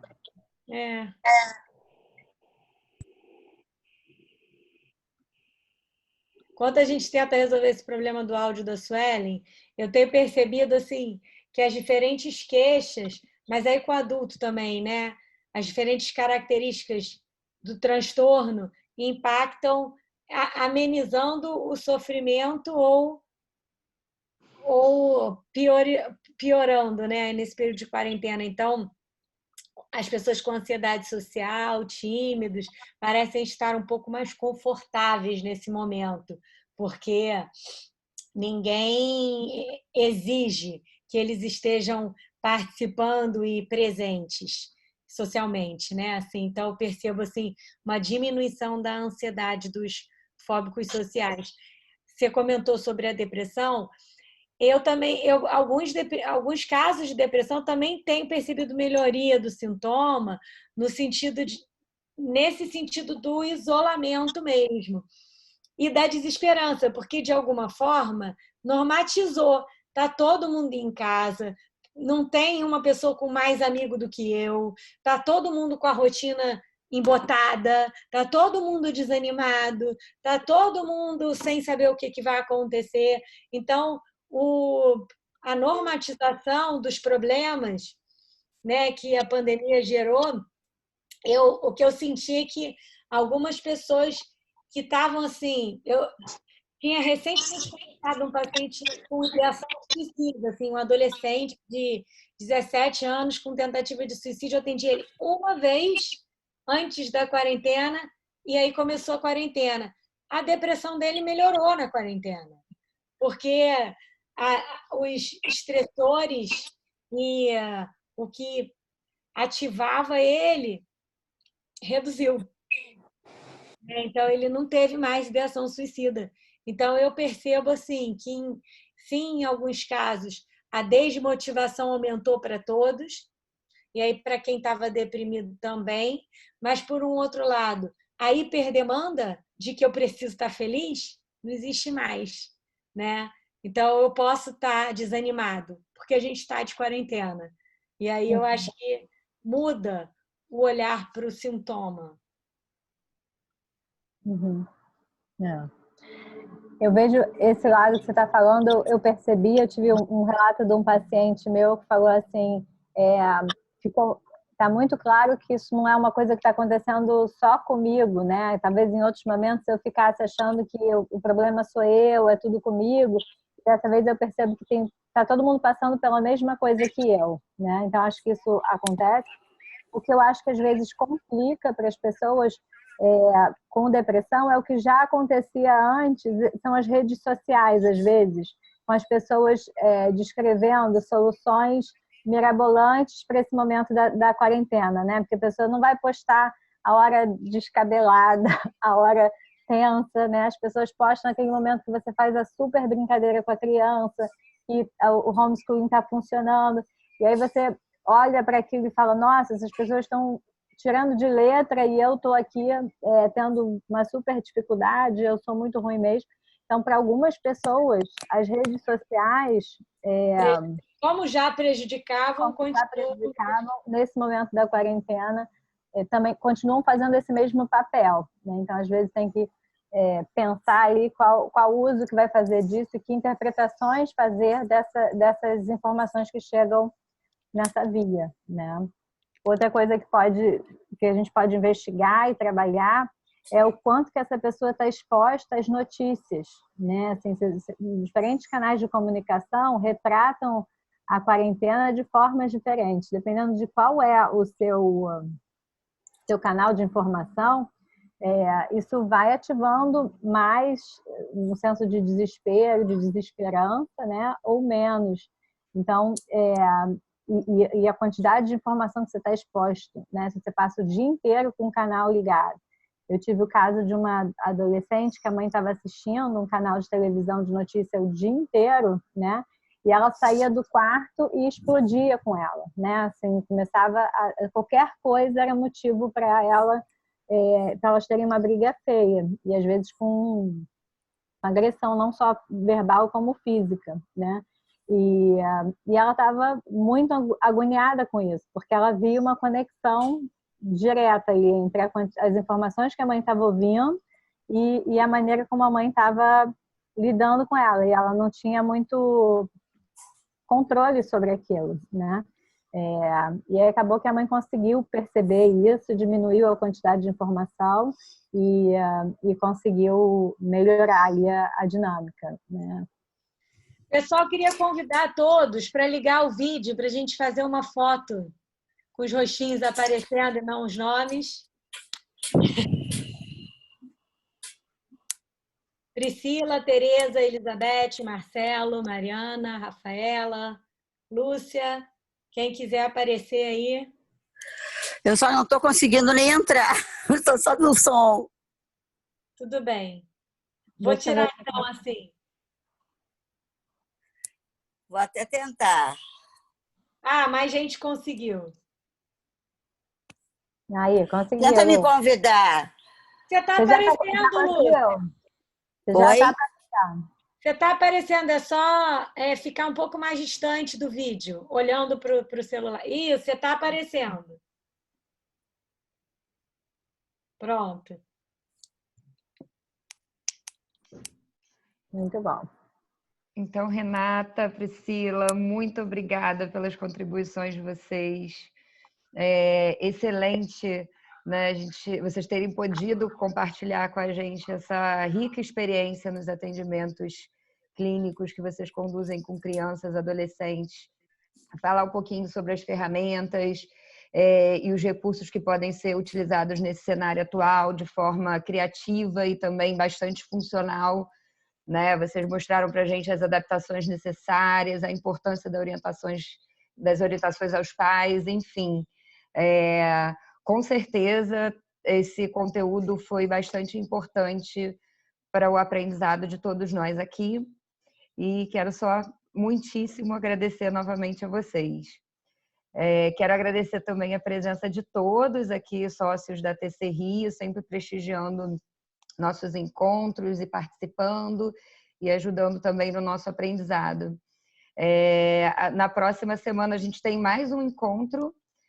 Dessa vez a gente vai falar um pouquinho sobre o autocuidado do terapeuta, nosso autocuidado, né, nesses tempos de incerteza. E aí a gente vai contar com a participação da Jéssica Antini e do Heitor Hirata. Então também mais um tema imperdível, com profissionais também bastante gabaritados para falar sobre o assunto. Então, muito obrigada a todos vocês, um ótimo dia. Não sei se Renata e Priscila querem dar as últimas palavras para a gente encerrar. Eu gostaria de dar só uma palavrinha de parabenizar vocês pelo excelente material que foi transmitido. Obrigada, Lúcia. Tá? E dá um jeitinho da gente conseguir entrar mais fácil. Ontem não consegui, nem hoje.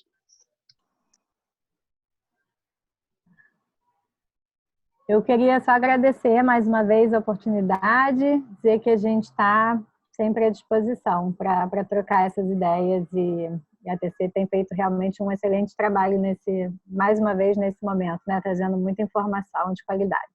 Obrigada. Obrigada, Renata, pelo convite e a todos pela oportunidade. Então, até quarta que vem, não é isso? Isso, até quarta-feira que vem. Em breve, lá no nosso grupo do WhatsApp, tem o horário, as informações. Sempre lembrando que para entrar é só ir em meu perfil, meus eventos, vocês recebem o link da página por e-mail. Imediatamente, é bem rapidinho. Tá bom? Então, muito obrigada mais uma vez, Renata, Priscila, todos vocês. E até semana que vem no nosso próximo encontro. Beijo grande aí para todos. Espero que todos estejam e fiquem bem. Até lá. Tchau, tchau. Tchau. Tchau.